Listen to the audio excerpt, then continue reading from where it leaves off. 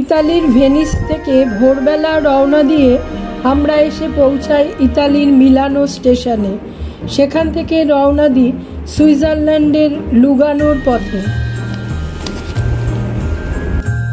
আমাদের হোটেলটা ছিল রেল লাইনের ওপারে। হোটেলের নাম কন্টিনেন্টাল পার্ক।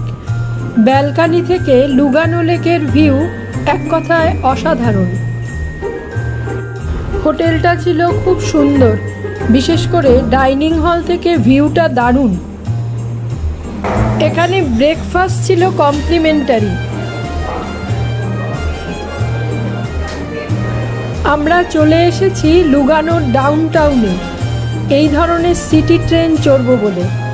এই ট্রেনে করে শহরের কিছু অংশ আমরা ঘুরে দেখে নেব। ট্রেন আসতে কিছুটা সময় বাকি রয়েছে, তাই লেকের পাড়ে এসে দাঁড়িয়েছি। আমাদের ট্রেন চলে এসেছে। ইনি আমাদের পাইলট। এই ট্রেনে চড়তে আমাদের খরচ পড়েছিল মাথাপিছু 9 সুইস ফ্রাঁ করে, ভারতীয় মুদ্রায় যা 900 টাকার মতো।